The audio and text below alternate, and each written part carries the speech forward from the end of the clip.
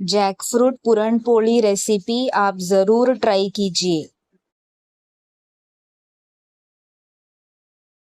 यहाँ प्लेट में लिया है 2 टीस्पून बारीक रवा, हाफ बाउल गुड़, हाफ बाउल जैकफ्रूट और हाफ बाउल किसा हुआ नारियल।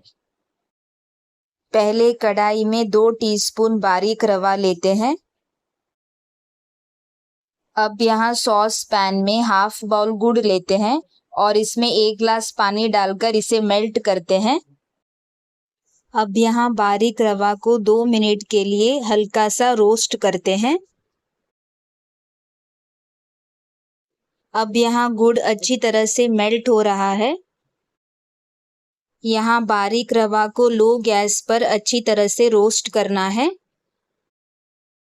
अब यहाँ बारीक रवा अच्छी तरह से रोस्ट हो चुका है तो इसे बाउल में निकाल लेते हैं। रोस्ट किए हुए रवा को बाउल में निकाल लिया है। अब यहाँ हाफ बाउल किसा हुआ नारियल को मिक्सर जार में डालकर दरदरा ग्राइंड करते हैं। ग्राइंड किया हुआ किसा हुआ नारियल का मिक्सचर तैयार है। अब यहाँ हाफ बाउल जैकफ्रूट को मिक्सर जार में डालकर ग्राइंड करते हैं। ग्राइंड किया हुआ जैकफ्रूट का मिक्सचर तैयार है। अब यहाँ गुड़ अच्छी तरह से मेल्ट हो चुका है। अब इस मेल्ट किए हुए गुड़ को कढ़ाई में निकालकर एक बार फिर गरम करते हैं। अब इस गुड़ के सिरप में ग्राइंड किया हुआ किसा हुआ नारियल का मिक्सचर डालते हैं। इसे अच्छी तरह से मिलाते हैं। अच्छी तरह से मिलाने के बाद अब इसमें ग्राइंड किया हुआ जैकफ्रूट का मिक्सचर डालते हैं। ग्राइंड किया हुआ जैकफ्रूट का मिक्सचर डालने के बाद इसे अच्छी तरह से मिलाते हैं। इस मिक्सचर को लो गैस पर इस तरह से चलाते रहना है।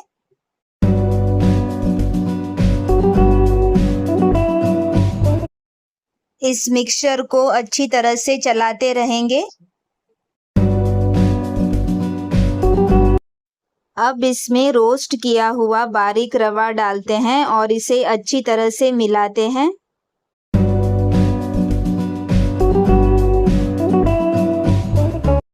अच्छी तरह से मिलाने के बाद अब इसमें 1 टीस्पून इलायची पाउडर डालते हैं और इसे अच्छी तरह से मिक्स करते हैं।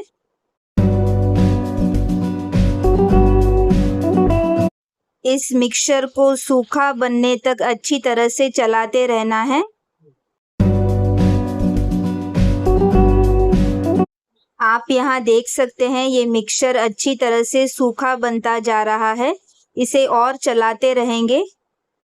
अब यहाँ ये मिक्सचर अच्छी तरह से बन चुका है तो गैस बंद कर देते हैं और ये ठंडा होने के बाद इसे एक डिब्बे में स्टोर करते हैं। तो पूरण का स्टफिंग तैयार है। अब यहाँ पोली बनाते हैं। इसके लिए बाउल में लिया है हाफ कप बारीक रवा। हाफ कप बारीक रवा में 1.5 कप मैदा डालते हैं।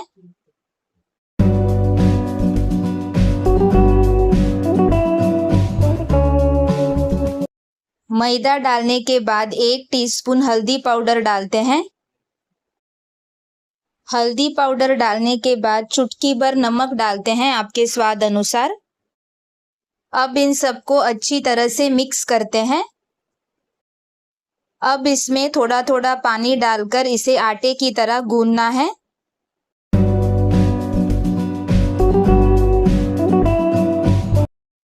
थोड़ा सा गूंदने के बाद अब इसमें 1 टीस्पून तेल डालते हैं और इसे अच्छी तरह से गूंदना है।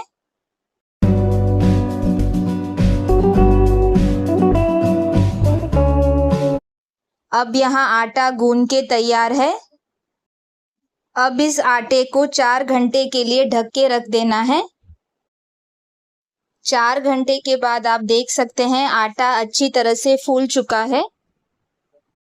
अब यहाँ आटे की लोई तोड़ते हैं और इसके अंदर पूरण का स्टफिंग भर देते हैं इस तरह से। पूरण का स्टफिंग अच्छी तरह से भर देने के बाद अब इसे अच्छी तरह से चारों साइड फोल्ड करते हैं इस तरह से। पूरण का स्टफिंग अच्छी तरह से भर देने के बाद, अच्छी तरह से फोल्ड होने के बाद अब इसकी रोटी बेलते हैं। अब यहाँ इसकी मीडियम साइज की रोटी बेलना है।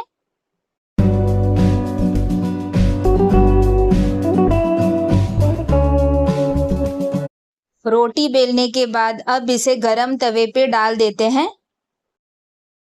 अब इस रोटी को दूसरे साइड अच्छी तरह से पकाते हैं।